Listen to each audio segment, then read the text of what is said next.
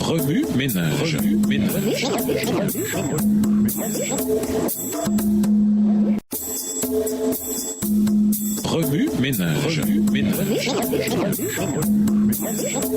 Bienvenue dans votre émission Remue ménage. Nous voilà la leçon de mardi. Investiguer. Lisons acte 16, versets 16 à 40, acte 18, versets 12 à 17, acte 22, les versets 22 à 29, acte 23, les versets 23 à 30, acte 27, verset 27, acte 28, les versets 16 à 30, Romains 15, les versets 22 à 33, Philippiens 1, les versets 12 à 14, Philippiens 4, verset 22, et 2 Timothée 4, les versets 6 à 18. Acte 16 et versets 16 à 40. Comme nous allions au lieu de prière, une servante qui avait un esprit de python et qui, en devinant, procurait un grand profit à ses maîtres, vint au-devant de nous et se mit à nous suivre, Paul et nous. Elle criait « Ces hommes sont les serviteurs du Dieu Très-Haut et ils vous annoncent la voie du salut. » Elle fit cela pendant plusieurs jours. Paul, fatigué, se retourna et dit à l'esprit « Je t'ordonne au nom de Jésus-Christ de sortir d'elle. » Et il sortit à l'heure même. Les maîtres de la servante, voyant disparaître l'espoir de leur gain, se saisirent de Paul et de Silas et les traînèrent sur la place publique devant les magistrats. Ils les présentèrent aux prêteurs en disant « Ces hommes troublent notre ville. » Verset 21. Ce sont des Juifs qui annoncent des coutumes qu'il ne nous est permis ni de recevoir ni de suivre. À nous qui sommes Romains. La foule se souleva aussi contre eux et les prêteurs, ayant fait arracher leurs vêtements, ordonnèrent qu'on les bâtît de vierges. Après qu'on les eut chargés de coups, ils les jetèrent en prison en recommandant au geôlier de les garder sûrement. Le geôlier, ayant reçu cet ordre, les jeta dans la prison intérieure et leur mit les ceps aux pieds. Vers le milieu de la nuit, Paul et Silas priaient et chantaient les louanges de Dieu, et les prisonniers les entendaient.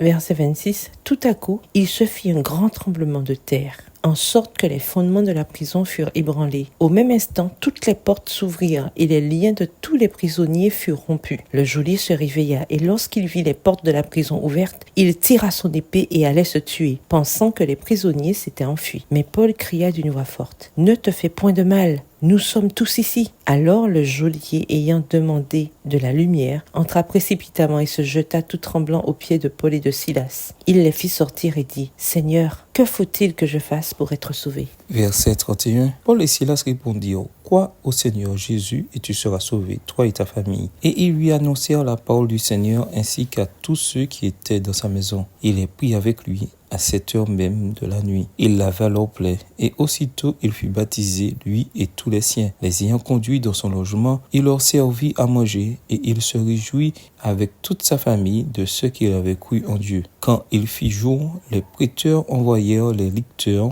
pour dire au geôlier « Relâche ces hommes. » Verset 36. Et le geôlier annonça la chose à Paul. Les prêteurs ont envoyé dire qu'on vous relâcha. Maintenant donc sortez et allez en paix. Mais Paul dit aux licteurs « Après nous avoir battus de verge publiquement et sans jugement, nous qui sommes Romains, ils nous ont jetés en prison et maintenant ils nous font sortir secrètement. Il n'en sera pas ainsi. Qu'ils viennent eux-mêmes nous mettre en liberté. » Les licteurs rapportèrent ces paroles aux prêteurs qui furent effrayés en apprenant qu'ils étaient Romains. Ils vinrent les apaiser et ils les mirent en liberté en les priant de quitter la ville.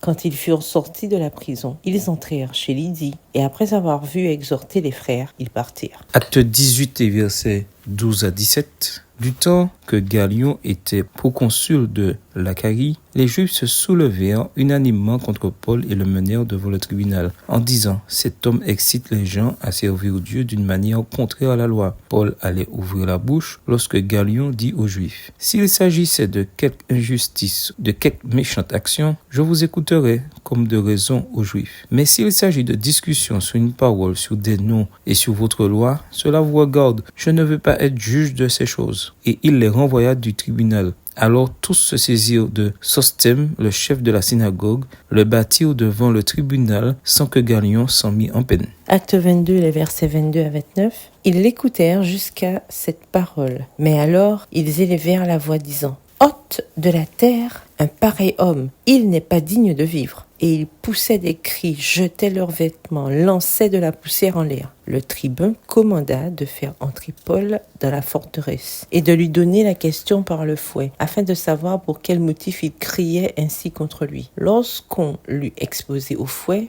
Paul dit au centenier qui était présent: « Vous est-il permis de battre de verge un citoyen romain qui n'est pas même condamné ?» À ces mots, le centenier alla vers le tribun pour l'avertir, disant: « Que vas-tu faire? Cet homme est romain. » Et le tribun étant venu, dit à Paul: « Dis-moi, es-tu romain? » « Oui, répondit-il. Le tribun reprit: « C'est avec beaucoup d'argent que j'ai acquis ce droit de citoyenneté. Et moi, dit Paul, je l'ai par ma naissance. » Aussitôt, ceux qui devaient lui donner la question se retirèrent. Et le tribun, voyant que Paul était romain, fut dans la crainte parce qu'il l'avait fait lier. Le lendemain, voulant savoir avec certitude de quoi les Juifs l'accusaient, le tribun lui fit ôter ses liens et donna l'ordre aux principaux sacrificateurs et à tout le Sanhédrin de se réunir. Puis, faisant descendre Paul, il le plaça au milieu d'eux.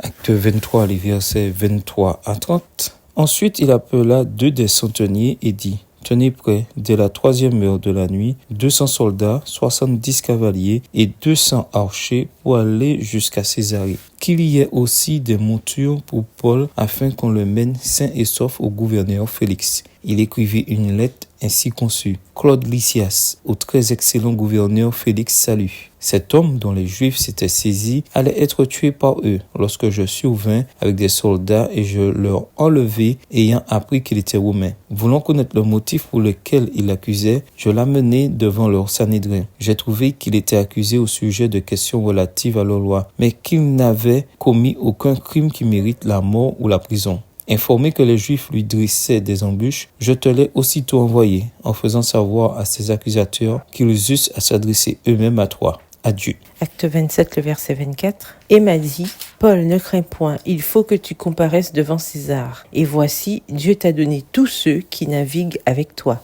Acte 28, versets 16 à 30.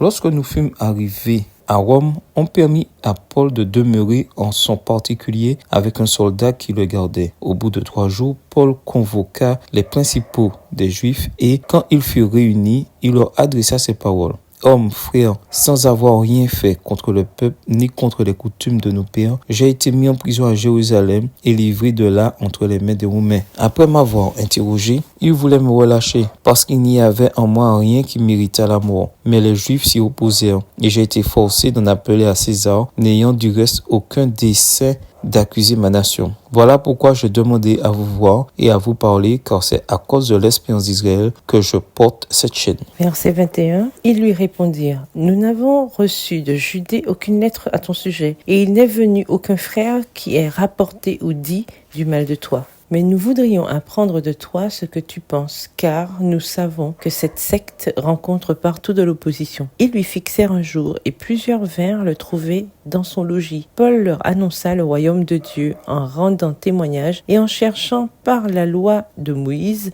et par les prophètes à les persuader de ce qui concerne Jésus. L'entretien dura depuis le matin jusqu'au soir. Les uns furent persuadés par ce qu'ils disaient et les autres ne crurent point. Comme ils se retiraient en désaccord, Paul n'ajouta que ces mots: « C'est avec raison que le Saint-Esprit, parlant à vos pères par le prophète Ésaïe, a dit: Va vers ce peuple et dis: Vous entendrez de vos oreilles et vous ne comprendrez point. Vous regarderez de vos yeux et vous ne verrez point. » Verset 27. Car le cœur de ce peuple est devenu insensible. Ils ont endurci leurs oreilles et ils ont fermé leurs yeux de peur qu'ils ne voient de leurs yeux, qu'ils n'entendent de leurs oreilles, qu'ils ne comprennent de leur cœur, qu'ils ne se convertissent et que je ne les guérisse. Sachez donc que ce salut de Dieu a été envoyé aux païens et qu'ils l'écouteront. Lorsqu'il eut dit cela, les Juifs s'en allèrent, discutant vivement entre eux. Paul demeura 2 ans entiers dans une maison qu'il avait louée. Il recevait tous ceux qui venaient le voir, prêchant le royaume de Dieu et enseignant ce qui concerne le Seigneur Jésus-Christ en toute liberté et sans obstacle. Romains 15, versets 22 à 33.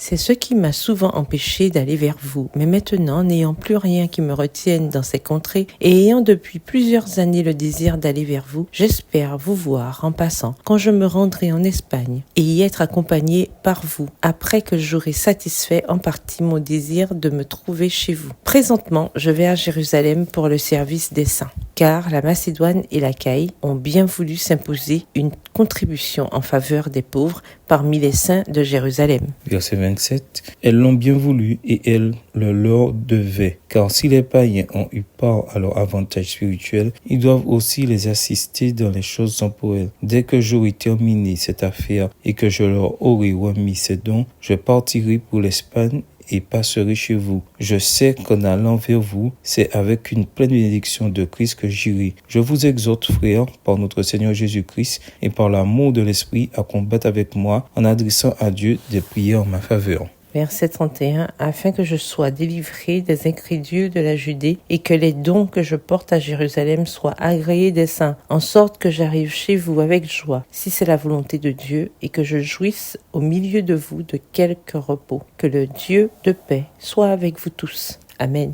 Philippiens 1, les versets 12 à 14. Je veux que vous sachiez, frères, que ce qui m'est arrivé a plutôt contribué au progrès de l'Évangile. En effet, dans tout le prétoire et partout ailleurs, nul n'ignore que c'est pour Christ que je suis dans les liens. Et la plupart des frères dans le Seigneur, encouragés par mes liens, ont plus d'assurance pour annoncer sans crainte la parole. Philippiens 4, verset 22. Tous les saints vous saluent, et principalement ceux de la maison de César. 2 Timothée 4, versets 6 à 18. Car pour moi, je sers déjà de libation et le moment de mon départ approche. J'ai combattu le bon combat, j'ai achevé la course, j'ai gardé la foi. Désormais, la couronne de justice m'est réservée. Le Seigneur, le juste juge, me la donnera dans ce jour-là, et non seulement à moi, mais encore à tous ceux qui auront aimé son avènement. Viens au plus tôt vers moi, car Démas m'a abandonné par amour pour le siècle présent et il est parti pour Thessalonique. Crescence est allé en Galatie, Tite en Dalmatie. Verset 11. Luc seul est avec moi. Prends Marc et amène-le avec toi, car il m'est utile pour le ministère. J'ai envoyé Tychique à Éphèse. Quand tu viendras, apporte le manteau que j'ai laissé à Troas chez Carpus et les livres, surtout les parchemins. Alexandre le forgeron m'a fait beaucoup de mal. Le Seigneur lui rendra selon ses œuvres. Garde-toi aussi de lui, car il s'est fortement opposé à nos paroles.